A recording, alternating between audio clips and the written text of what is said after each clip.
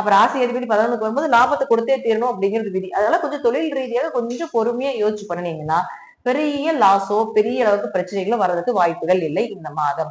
அடுத்தது பாருங்க, குருவை பொறுத்த வரைக்கும் உங்களுக்கு வந்து இத்தனை காலமா ஏழாம் வீட்டுல இருந்து ராசியை பார்த்துட்டு இருந்தார்.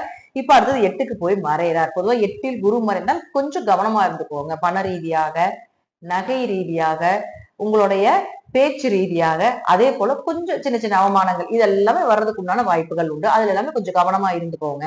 அப்ப இருப்பினும் குரு 2ஆம் இடத்தையும் 4ஆம் இடத்தையும் பார்க்கறதால பண வரவு உண்டு. அதுல எந்த தடைகளும் இல்லை. ஆனா வரக்கூடிய பணமும் கொஞ்சம் விரயமோ ஏதாவது செலவுகளோ ஆகும் அப்படிங்கறது முதல்லயே குரு பயிற்சியிலே சொல்லியிருப்போம். அடுத்தது பாருங்க, உங்களுக்கு அதனுடைய பார்வை அப்படிங்கிறது அந்யூனிக்கு சொல்லக்கூடிய ஒரு 12ஆம் இடத்துல இருக்கிறதுனால கணவன் மனைவிகள் அந்யூன்யமாக இருக்கிறது.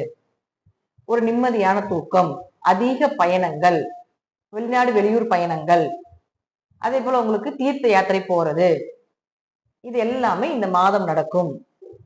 வேலைக்காக வெளிநாடு போறது, படிப்புக்காக வெளிநாடு போறது, இதெல்லாம் கொஞ்சம் ட்ரை பண்ணிட்டு இருந்தீங்க, இந்த மாசம் சக்சஸ் ஆகிறதுக்குண்டான வாய்ப்புகள் உண்டு. அடுத்தது சூரியன். இந்த சூரியனை பொறுத்த வரைக்கும் பாத்தீங்கன்னா 10ஆம் அதிபதி, தொழில் ஸ்தானத்துல கேதுவும் செவ்வாயும் அமர்ந்தாலும் கூட 10க்குடையவராக இருக்கக்கூடிய சூரியன் 7ஆம் வீட்டுல 15ஆம் தேதி வரைக்கும், அதுக்கப்புறம் 15ஆம் தேதிக்கு மேல 8ஆம் வீட்டுக்கு வரப்போகிறார். அப்ப இந்த 7ஆம் வீட்டுல சூரியன் இருக்கிறது ஒரு யோகம் தான். என்னதான் இருந்தாலும் உங்களுக்கு 8க்கு போறதை விட 7ல சூரியன் இருக்கிறது ஒரு கேந்திரத்தில் இருக்கிறது. கேந்திராதிபதி கேந்திரத்தில் இருப்பது யோகமே. 10க்குடையவர் 7ல் இருப்பது யோகமே. அப்ப கேந்திர கிரகங்களாக இருக்கக்கூடிய சுக்கிரனும் பாத்தீங்கன்னா மறைஞ்சு நிக்குது. அப்போ உங்களுடைய பிளான், அதாவது தொழில் ரீதியான பிளானாக இருந்தாலும் சரி, குடும்ப ரீதியான பிளானாக இருந்தாலும் சரி, ஒரு திருமணம் சார்ந்த விஷயங்களாக இருந்தாலும் சரி, ஒரு பார்ட்னர் போட்டு தொழில் பண்ணிட்டு இருக்கீங்க, அதுல ஏதாவது அடுத்த ப்ராசஸிங் பண்றீங்க அப்படின்னாலும் சரி, 15ஆம் தேதிக்கு முன்னாடியே முடிச்சுக்கோங்க. தென்னாடுடைய சிவனையை போற்றி, எந்நாட்டவருக்கும் இறைவா போற்றி. அனைவருக்கும் வணக்கம். விருச்சிக ராசிக்குண்டான ஜூன் மாத பலன்களை பத்தி நம்ம பார்க்கலாம். அதற்கு முன்னாடி நம்மளுடைய சேனலை சப்ஸ்கிரைப் பண்ணிக்கோங்க. விருச்சிக ராசியின் அதிபதி செவ்வாய்.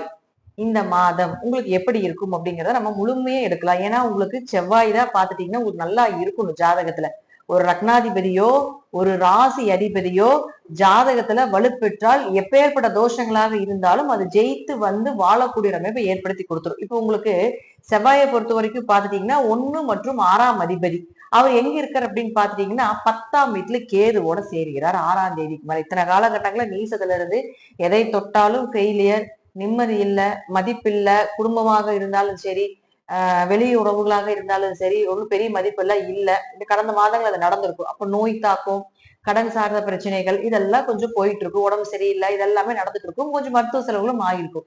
இப்ப அடுத்ததும் பாருங்க, கேதுவோட சேரப்போகிறார். ஆனா 10ஆம் வீட்டுல சேரப்போகிறார்.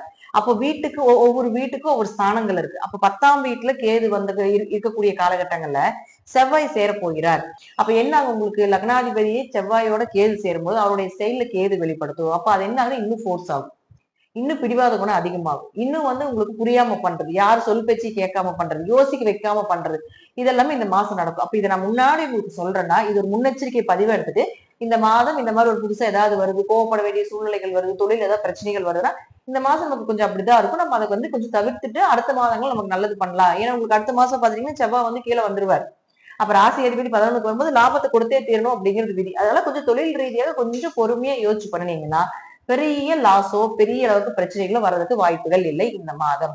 அடுத்தது பாருங்க, குருவை பொறுத்த வரைக்கும் உங்களுக்கு வந்து இத்தனை காலமா 7ஆம் வீட்டுல இருந்து ராசியை பார்த்துட்டு இருந்தார்.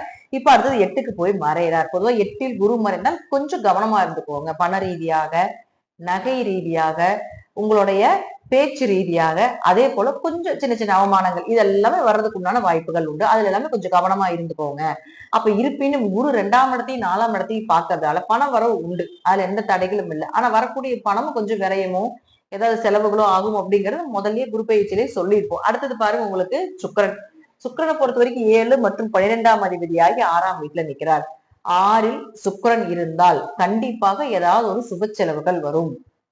அல்லது ஏதாவது 6ல சுக்கிரன் இருக்கக்கூடிய காலகட்டங்கள்ல வேலை வாய்ப்புகள் நல்லதா கிடைக்கும். ஏன்னா சுக்கிரன் அப்படின்னு சொல்லக்கூடிய 7க்குடையவர் இல்லையா, அப்ப அவரே 12ஆம் அதிபதி ஆகிறார் இல்லையா. 12ஆம் இடங்கிறது வெளிநாடு பயணங்கள் இல்லையா, அப்ப வெளிநாட்டு வேலைகள் தேடி வரும். ஏதாவது சொந்த ஊர் விட்டு வெளியூர் போறீங்க, வெளிநாடு போறீங்க, இதுக்கு ஏதாவது நீங்க ட்ரை பண்ணிட்டு இருக்கீங்கன்னா கண்டிப்பா கிடைப்பதற்குண்டான வாய்ப்புகள் உண்டு.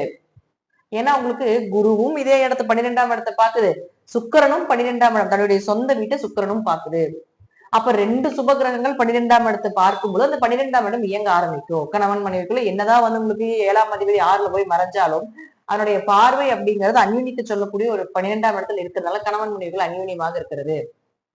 ஒரு நிம்மதியான தூக்கம், அதிக பயணங்கள், வெளிநாடு வெளியூர் பயணங்கள், அதே போல உங்களுக்கு தீர்த்த யாத்திரை போறது, இது எல்லாமே இந்த மாதம் நடக்கும். வேலைக்காக வெளிநாடு போறது, படிப்புக்காக வெளிநாடு போறது, இதெல்லாம் கொஞ்சம் ட்ரை பண்ணிட்டு இருந்தீங்க, இந்த மாசம் சக்சஸ் ஆகிறதுக்கான வாய்ப்புகள் உண்டு. அடுத்தது சூரியன். இந்த சூரியனை பொறுத்த வரைக்கும் பாத்தீங்கன்னா 10ஆம் அதிபதி. தொழில் ஸ்தானத்துல கேதுவும் செவ்வாயும் அமர்ந்தாலும் கூட 10 குடையவராக இருக்கக்கூடிய சூரியன் 7ஆம் வீட்டுல 15ஆம் தேதி வரைக்கும், அதுக்கப்புறம் 15ஆம் தேதிக்கு மேல 8ஆம் வீட்டுக்கு வரப்போகிறார். அப்ப இந்த 7ஆம் வீட்டுல சூரியன் இருக்கிறது ஒரு யோகம் தான். என்னதான் இருந்தாலும் உங்களுக்கு 8க்கு போறதை விட 7ல சூரியன் இருக்கிறது ஒரு கேந்திரத்தில் இருக்கிறது. கேந்திராதிபதி கேந்திரத்தில் இருப்பது யோகமே. 10 குடையவர் 7ல் இருப்பது யோகமே. அப்ப கேந்திர கிரகங்களாக இருக்கக்கூடிய சுக்கிரனும் பாத்தீங்கன்னா மறைஞ்சு நிக்குது. அப்போ உங்களுடைய பிளான், அதாவது தொழில் ரீதியான பிளானாக இருந்தாலும் சரி, குடும்ப ரீதியான பிளானாக இருந்தாலும் சரி, ஒரு திருமணம் சார்ந்த விஷயங்களாக இருந்தாலும் சரி, ஒரு பார்ட்னர் போட்டு தொழில் பண்ணிட்டு இருக்கீங்க, அதுல ஏதாவது அடுத்த ப்ராசஸிங் பண்றீங்க அப்படின்னாலும் சரி, 15ஆம் தேதிக்கு முன்னாடியே முடிச்சுக்கோங்க. 15ஆம் தேதிக்கு மேல 8ஆம் வீட்டுக்கு போறப்ப அதனுடைய தாக்கங்கள் கொஞ்சம் இருக்காது. அதுல கொஞ்சம் பிரச்சனைகள் வரும். இந்த இடத்துல இருக்கும் பொழுது ஸ்பீடா ப்ராசஸ் நடக்கும். அங்க போயிட்டீங்கன்னு வச்சுக்கோங்களேன், உங்க ப்ராசஸிங் எல்லாமே உங்களுடைய மைண்ட் ரீதியாகவே ரொம்ப அஃபெக்ட் ஆயிருவீங்க. அப்ப என்ன ஆகும், அதனுடைய எண்ணங்களே உங்களுக்கு வராது. அப்ப அங்க இயற்கையாகவே பாத்துட்டீங்கன்னா உங்களுக்கு குரு இருக்காருங்களா? அப்ப இந்த 10ஆம் அதிபதியோட குரு போய் 8ம் 10ம் தொடர்பு ஏற்படும் பொழுது தொழில கொஞ்சம் கவனமா இருங்க. உயர் பதவி சம்பந்தப்பட்ட விஷயங்கள் இப்ப பேச வேண்டாம். அதாவது சூரியனும் குருவும் சேர்ந்தாலே சிவராஜ யோகம்னு சொல்லுவோம். பெரிய பெரிய மனிதர்களுடைய தொடர்புகள் ஏற்படும் அர்த்தம். ஆனா உங்க ராசிக்கு பொறுத்த வரைக்கும் பாத்துட்டீங்கன்னா கொஞ்சம் கவனமா இருந்துக்கோங்க. ஏன்னா 8ல போகும்பொழுது பெரிய மனிதர்களாட கூட உங்களுக்கு ஏதாவது பிரச்சனைகள் வரலாம். அதனால யாருகிட்ட பழகும் பொழுது கொஞ்சம் கவனமா பழகுங்க. 8ல் சூரியன் ஒரு சிலருக்கு திடீர் விபரீத ராஜயோகத்தை கொடுக்குது.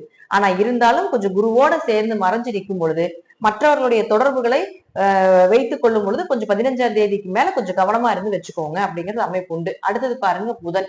இந்த புதனை பொறுத்த வரைக்கும் பாத்துட்டீங்கன்னா 3 கட்டத்துக்கு மாறுது. ஒண்ணு பாத்துட்டீங்கன்னா 6ஆம் தேதி வரைக்கும் 7ஆம் கட்டத்திலயோ, அடுத்தது 6ல இருந்து 22ஆம் தேதி வரைக்கும் 8ஆம் கட்டத்திலயோ, அதே போல 22ஆம் தேதிக்கு மேல 9ஆம் வீட்டுக்கு வரப்போகிறார். இப்ப இந்த 3 வேலைகளையும் புதன் இந்த மாசம் உங்களுக்கு செய்யும்.